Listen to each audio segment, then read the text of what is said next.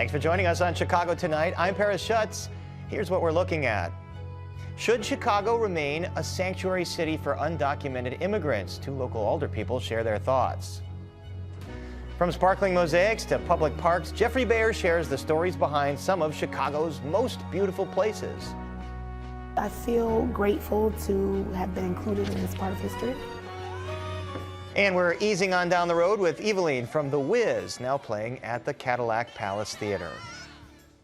Now to some of today's top stories. Defense attorneys for Ed Burke called their first witness to the stand in the former alderman's ongoing federal corruption trial.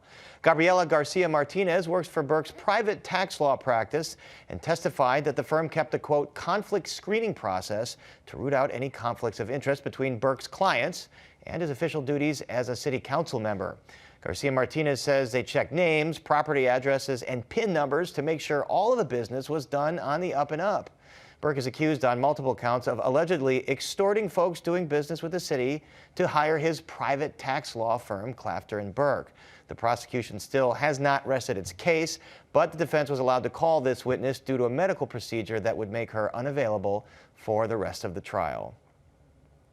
A local government watchdog says Mayor Brandon Johnson should think again about a proposed plan to limit who can attend public city council meetings.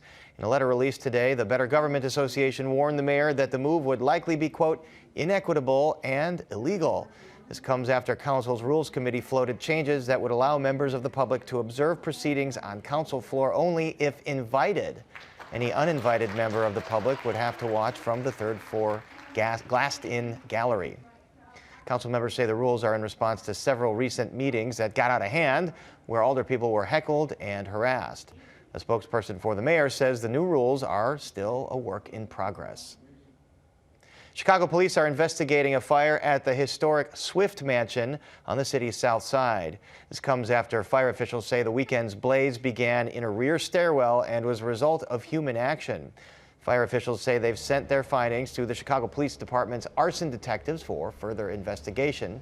The Bronzeville building was built in 1892. It was added to the National Register of Historic Places in 1978. And up next, disagreement over whether Chicago should remain a sanctuary city. That's right after this. Chicago Tonight is made possible in part by Alexandra and John Nichols, the Jim and Kay Mabey family, the Polk Brothers Foundation, and the support of these donors.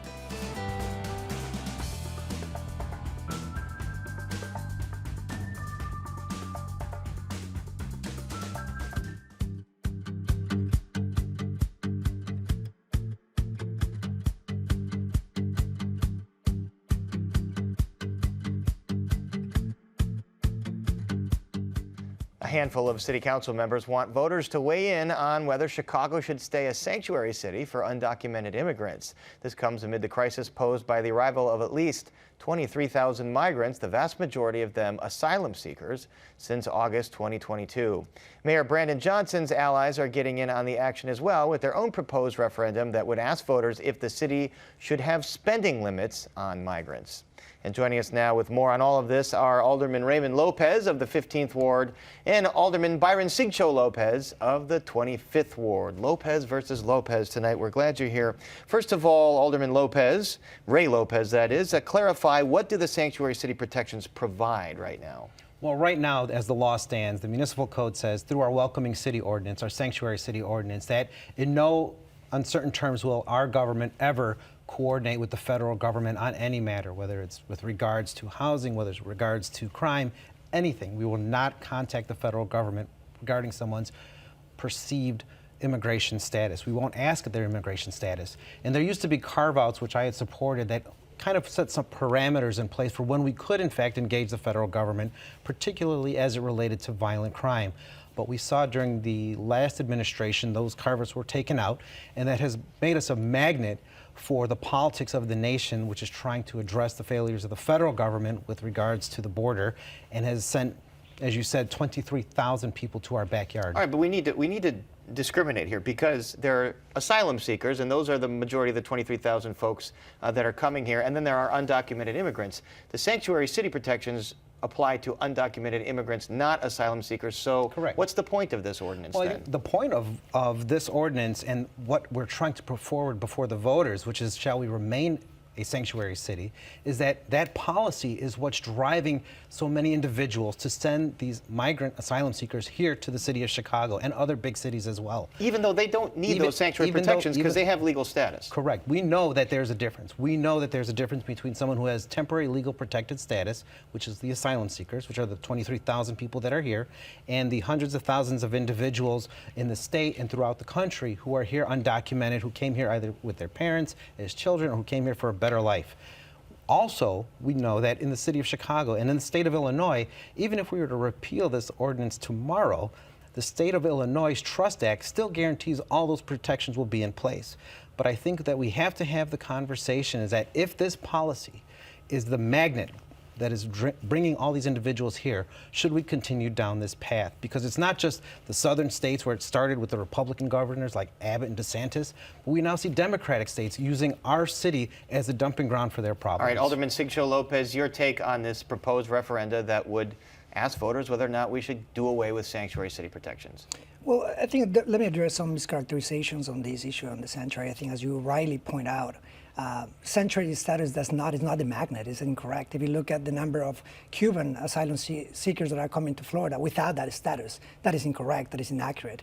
Another thing that I want to emphasize very clearly is that this was an ordinance that was introduced by Harold Washington in 1985. This was to protect the human rights and equal opportunity in the city of Chicago, something that the vast majority of residents agree on. What we have is disparities at the federal and state level, as my colleague rightly pointed out, that must be addressed. What we need to stop is pandering for votes in a time when we need to have elected officials that are creating solutions. What we need to look into is the federal policies that have sent hundreds of thousands of asylum seekers inner cities, and what are Republican governors doing? So also, you support keeping these welcoming city, sanctuary city protections in effect for undocumented immigrants, that this is essential for them? Absolutely. Look, even when we talk about safety, right, one of the things that we have in the city of Chicago is the guarantee that every resident is treated the same. We are asking people to participate in public meetings. We're asking people to collaborate. I do think that it's important to make sure that we protect the well-being and the integrity of our residents, no matter what the status is, the immigration status. So I think these policies are nothing to pander to a base that, quite frankly, has not offered any solutions. We haven't seen a single solution from Republicans. We see the dysfunctionality at every level of government. What we're offering now, it is solutions. That's what we're insisting. State and federal government must be part of immigration reform, and we need to stop those shameful federal policies that are bringing hundreds of thousands, and I will predict millions of people into our country if we don't change this federally and in our local levels. We need to do it in coordination and not pandering for votes, as I'm sure. Ray Lopez, is it pandering for votes? Who is it pandering for votes for? It's hard for me to sit here and listen to someone say that we're pandering for votes when we've seen from this administration and its allies, and including chairmen of various committees, where a lot is being made for the rhetoric, but there aren't any results. We need some competence that fuels the compassion that we talk about, and not seeing what we're seeing right now, like in Brighton Park, where you literally are trying to put 2,000 individuals who we say we care about, who we say we're welcoming, onto a toxic brownfield on the southwest side. We have zoning chairman who didn't care that there was nothing being built with permits. We have the real estate chairman who didn't care that we didn't have proper authorization and council oversight to get onto that property. We have an environmental chairman who didn't care about the toxicity of that site, and an immigration chairman who didn't care that this was the best that we could come up with in the middle of December. All right, well, you're talking about the Brighton Park tent camps for asylum seekers and the whole process there, but back to the referendum. How does this relate to the referendum? Again, this is very much a magnet, and anyone who says that this policy is not a magnet clearly doesn't understand the politics of what's been going on here, that we are being played right now by individuals who say that, yes, you are a sanctuary city, yes, you are welcoming. In Chicago, if voters do this, you put this on the ballot, voters decide to get rid of it, are you saying that it won't be a magnet, even though you said the state still is going to have these protections? Right now, as we're dealing with this issue, we see communities who are saying, we don't mind if we help, but we want to have a say. We want to know what we're going to do for them and what we're going to do for our own communities that have been disinvested in for years, going back to the Harold Washington days. This was not meant to be a catch-all for everybody to come here to get handouts and to have other communities on the South and West Side completely forgotten about. And it's really disingenuous to the black community to keep throwing Harold Washington out on this issue when it is the black community that is ignored the most in all of this. All right. When they are seeing that their communities are being invested in for the sole purpose of addressing this moment, when we've completely forgotten about investing in them throughout the past decades. Alderman Sigcho Lopez, there's a competing potential referenda being floated that would be backed by the mayor, backed by the mayor's allies. What would that do? I think that what we need to do is to offer solutions, right? I think, and it's clear, it is clear that the sanctuary city is not a magnet. I show with evidence on the states that don't have the sanctuary status. There is, unfortunately, again, by design, putting the pressures of all of these in cities like ours. I think, for instance, I will mention the environmental issue. I would love my colleague, to get on board with environmental initiatives like restoring the Department of the Environment. We want to make sure that we do all of this with all the transparency, but I will be remiss if I don't mention that some of my same colleagues, including my colleague here in the 15th Ward, when we were saying this a year ago, they were nowhere to be found. You can look into our track record to see we've been talking about this. We've been also preparing plans. What the city has done since Mayor Johnson has been in office is building a shelter every week. But when we have Republican governors that are more interested in pandering and those armed dealers and all those interests that continue to disinvest from our communities. Let's talk about this other proposed referendum, which would basically ask voters, should there be limits on money spent on asylum seekers or immigrants coming here, and limits on how long they can stay? What about that? Is that a compromise? Paris, that is just performative politics at its best, because what happens when you reach your limit? What happens if you put on this referendum that we will only spend $100 million if you say yes, and we get to 101? Are we going to turn people away? Are we going to say no? Or are we going to rely on emergency orders to override the will of the people?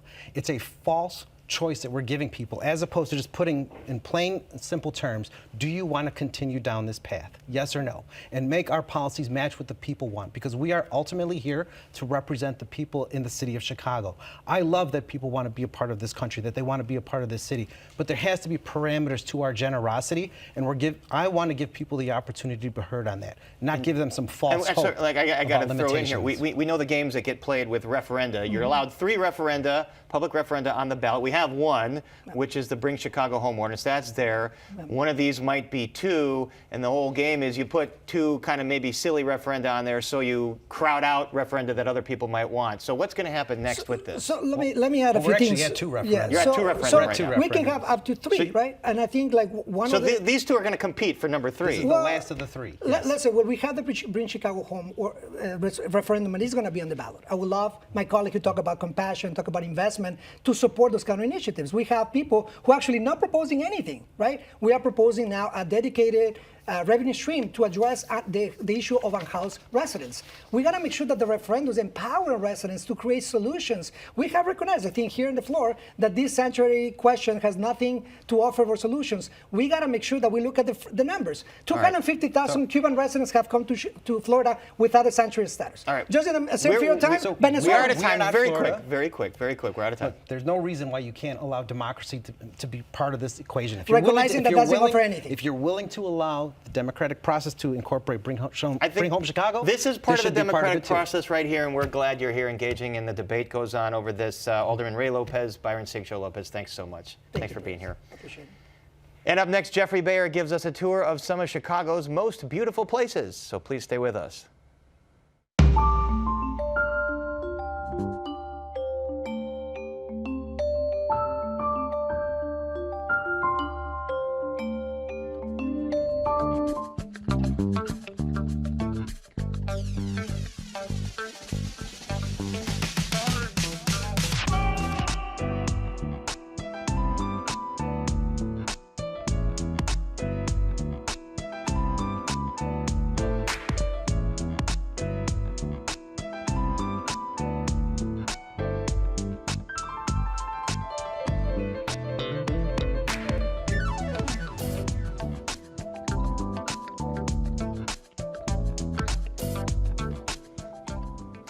Beauty is in the eye of the beholder, and tonight, the beholder is our very own Geoffrey Baer.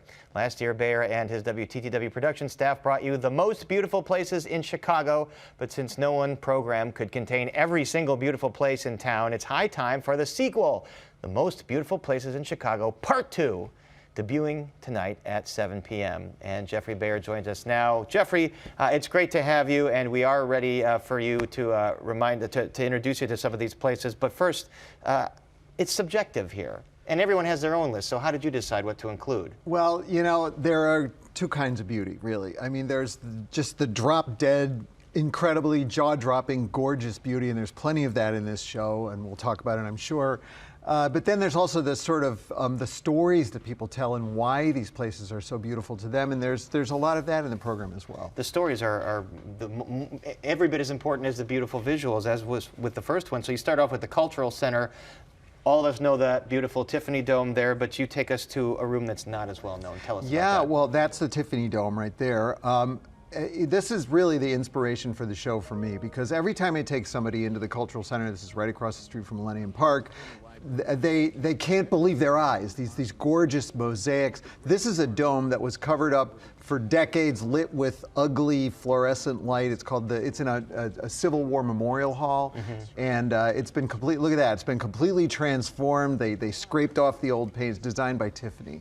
And the Cultural Center, as you know, I think, was the original Chicago Public Library, was it not? And it was close to being torn down. Isn't that amazing? Yeah, because there's a point at which buildings are before they're historic, they're just old.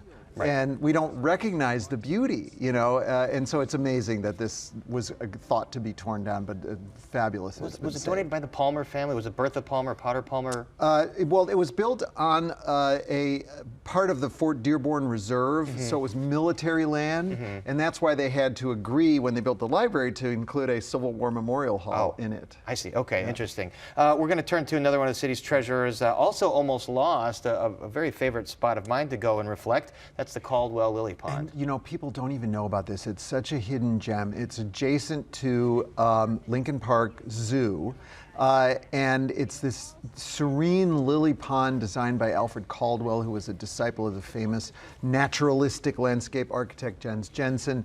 And yeah, then the zoo took it over for their like pelicans and seabirds and things, and it got trampled. In the show, you see the architect who designed it comes back and sees what's happened to it in the 1990s, and he's heartbroken. It was restored, but actually he didn't live to see it, Alfred Caldwell, restored. So there's like a sort of a tragic side to the story. Oh, that's sad, but it's such a great legacy, because it is one of those hidden, you just can't believe it when beautiful you go in spots. You absolutely can't. All right, sticking with nature, one of the people you talk to in the show is an urban ecologist named Deja Perkins. Deja Perkins, and she's introducing folks to the joys of bird watching. Well, this is one of the most amazing people I've ever interviewed in my life. You know, she's a young naturalist. She's the one in the red hair there. You'll see her in a moment, and she really makes it her mission to take people of color out into nature, where she says that a lot of people of color haven't felt welcome, they haven't felt safe in nature, and she wants to encourage everybody to enjoy nature. She said when she was growing up in the city, she didn't even know that nature existed in the city. And she took me bird watching, which I've never done before. Did you enjoy it? Oh, she's converted me. I think it was really fun. So a lot of folks don't know nature exists in the city, despite the motto, herbs and horto. Exactly, city in a garden. City in a garden. The city's motto, absolutely. All right, so very important work that she's doing. You also include a private home in Old Town. Tell us why this one home made the cut. Well, so there are a couple of places that are not open to the public, and this is one of them. And this is a place, you walk in this house, you just cannot believe your eyes. It's sometimes called a handmade house by Edgar Miller. And it's like he did everything. He carved the wood, he molded the plaster molds on the wall, there's stained glass, there's every kind. Here, it's behind, I've walked by that home a bunch. Hand-carved red door. And all of this is Edgar Miller. So he did all the stained glass. And everything else, the wood carving. You just cannot believe your eyes when you go into this place. And you know, it was kind of one of those bohemian sort of like 1920s artist colony sort of places. It's really, really wonderful that we're going to get to people to get to see the inside of it, because, as I say, it's not open to the public. He did all this, the tile work, everything.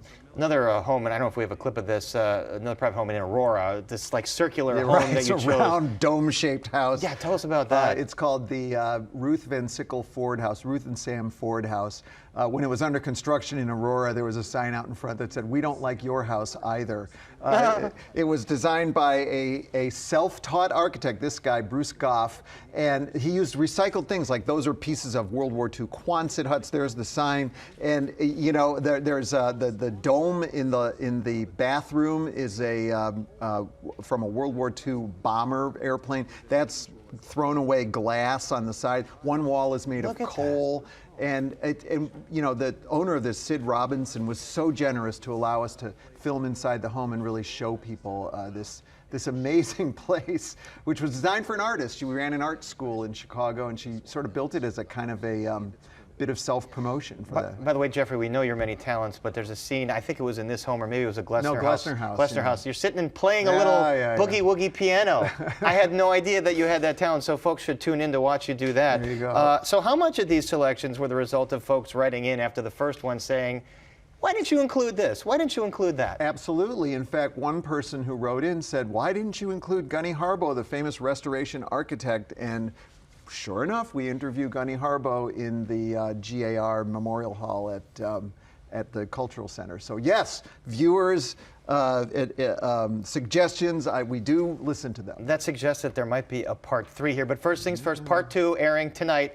7 p.m. We should let our folks watching at 10 know that you can still catch the most beautiful places online at WTTW.com. And again, this Saturday at 8 p.m., among other times on WTTW, although maybe you already watched it. Again, that's if you're watching us right now at 10.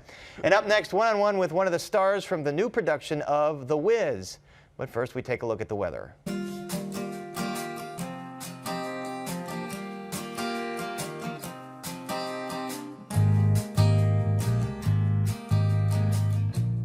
You've likely heard of The Wizard of Oz, but are you familiar with The Wiz? The story is an adaptation on the classic tale that became a 1974 Broadway musical and inspired a film a few years later starring an all-black cast, including Diana Ross and Michael Jackson. And now it's returning to the stage once again at the Cadillac Palace Theater in its pre-Broadway run. Arts correspondent Angel Ito sat down with Melody A. Betts, who plays both Auntie Em and Eveline. The veteran actress shares why playing this role in this production is so important to her.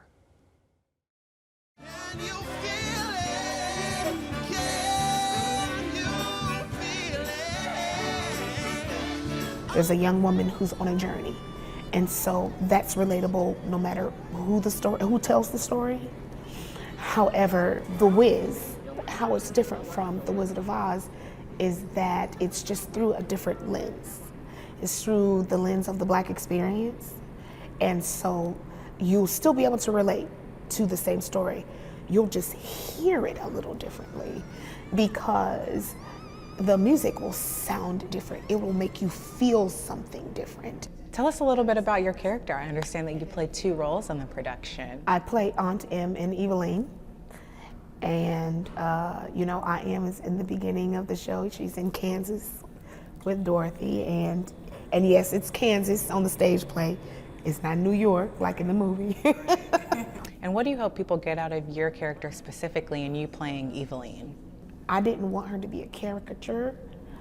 I wanted her to represent what it really feels like to be afraid to die, because I feel like that is ultimately her main challenge.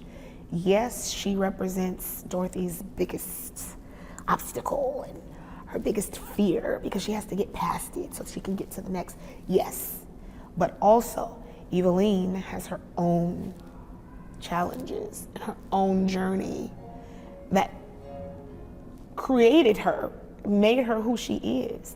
And I wanted to honor that.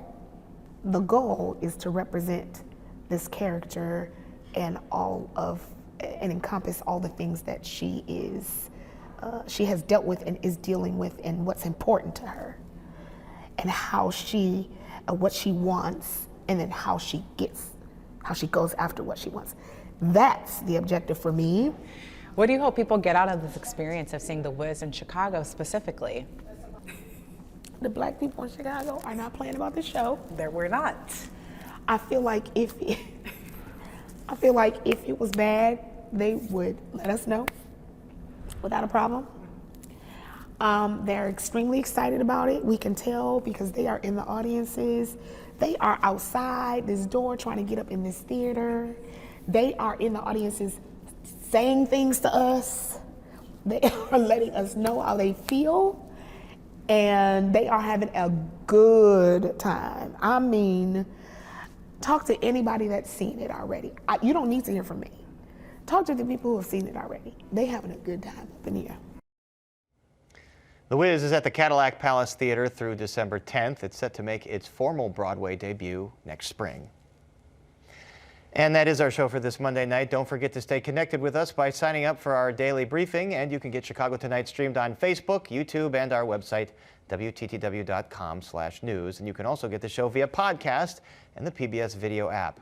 And join us tomorrow night at 5:30 and 10. A move to limit public access to city council meetings. Our Spotlight Politics team on that and more. Plus, a local organization is building modular homes to promote home ownership in the Roseland community. We look at that impact. And now for all of us here at Chicago Tonight, I'm Paris Schutz.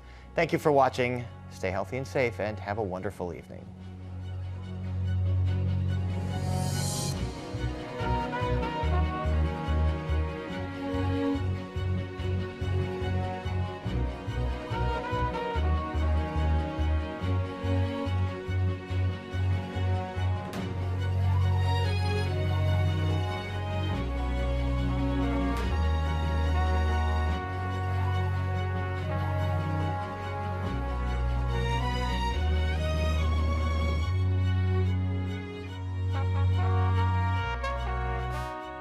Closed captioning is made possible by Robert A. Clifford and Clifford Law Offices, a Chicago personal injury and wrongful death firm that is proud to recognize its 20 attorneys who have been named in the 2024 edition of the Best Lawyers in America.